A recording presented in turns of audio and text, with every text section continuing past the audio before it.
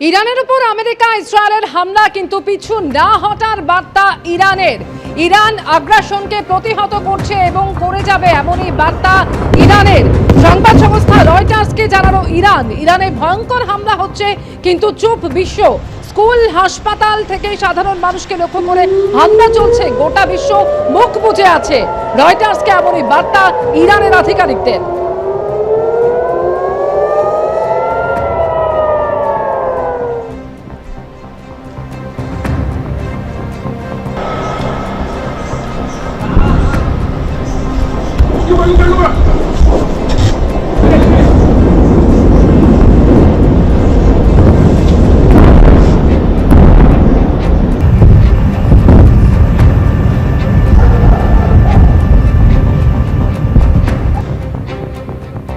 পশ্চিম এশিয়ায় তীব্র সংঘর্ষ, আঘাত পাল্টা আঘাত, তার কি প্রভাব পড়ছে ভারতের অর্থনীতিতে? অর্থনীতিবিদ সৈকত সিনহা কি বলেছেন শোনা।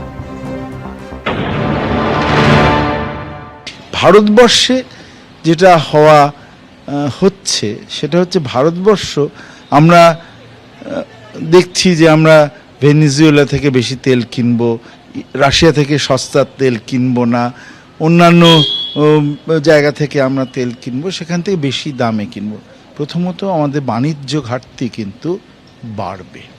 Per unit cost of production, যে কোনো জিনিসের per unit cost of production বাড়বে এবং এটাকে আমরা অর্থনীতির পরিভাষায় বলি অয়েল প্রাইস পাস থ্রু।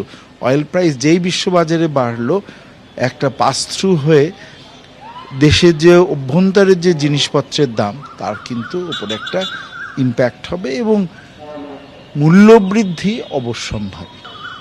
এখন বোধহয় সরকারের হাতে খুবই কম ইনস্ট্রুমেন্ট আছে যেগুলো দিয়ে মূল্যবৃদ্ধিকে সরকার ঠিকই। মধ্যপ্রাচ্যে সংঘর্ষের জেরে বিভিন্ন জায়গায় কিন্তু আটকে পড়ছেন বাঙালিরা। ভ্রমণ সংস্থার সঙ্গে দুবাইয়ে বেড়াতে গিয়ে আটকে পড়েছেন বাঙালি পর্যটকেরা। শেষ হয়ে এসেছে টাকা, চোখে মুখে আতঙ্ক। দ্রুত দেশে ফিরতে চেয়ে কেন্দ্রের কাছে আর্জি আটকে পড়া এই পর্যটকদের।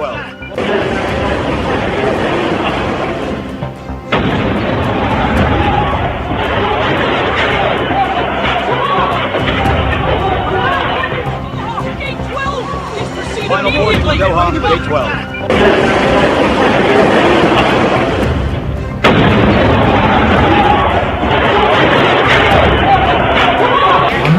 আমিও প্রেশারের হাটের লিমিটেড সময়ের জন্য এনেছিলাম, তার দুই জন্য বাড়তি আছে কিন্তু আর বেশি দিন তো সেটা নিয়ে কন্টিনিউ করা যাবে না। আমি বাড়িতে ঢুকতে চাই এবং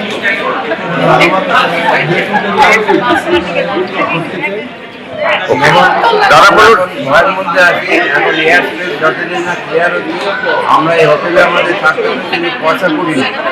হ্যাঁ, এই অবস্থায় আমরা কী করে কন্টিনিউ করবো, সেটাই আমাদের চিন্তায় করে গেছি। আমি এমনি খুবই আতঙ্কিত যে বাড়িতে কবে ফিরব। প্রথমত কড়াকড়ি সেগুলো তো আনা হয়নি, আর দ্বিতীয় সব সরস্বতী চলেছে। আমরা সব ভারত সরকার যদি আমাদের আমরা এখানে দেখেছি যে বিভিন্ন রকমভাবে আকাশে নানান রকম আলোর ঝলকানি আমরা দেখেছি এবং সবচেয়ে বড় ব্যাপার হচ্ছে যে আমরা এতটাই সংশয়ে আছি, তার কারণ হচ্ছে এতটাই ভীত হয়ে আছি যে আমরা কবে বাড়ি ফিরবো সেটা বুঝতে পারছি না। আমাদের ফেরার কথা হচ্ছে আজ, কিন্তু আজ তো বিমান চলবেই না এবং কতদিন চলবে সেটাও বুঝতে পারছি না। সকলের চোখে মুখে একটা আতঙ্কের ছাপ। সকলেই কিন্তু এখন বুঝতে চাইছেন যে আমরা কবে বাড়ি ফিরবো। এই বাড়ি ফিরবো কী করে সেটা কিন্তু কেউ জানে না, যেহেতু আকাশপথ সমস্ত ইউএর বন্ধ আছে এবং কোনো জায়গা থেকে কোনো বিমানের শব্দ আমরা পাচ্ছি না যে আকাশে বিমান উঠছে। যে শব্দ পাচ্ছি সেটা আকাঙ্ক্ষিত শব্দ নয়, সে শব্দটা হচ্ছে যুদ্ধ বিমানের শব্দ আমরা শুনতে পাচ্ছি, কিন্তু ডোমেস্টিক বা ইন্টারন্যাশনাল ফ্লাইটের আওয়াজ আমরা শুনতে পাচ্ছি। এবিপি আনন্দ এগিয়ে থাকে, এগিয়ে রাখে।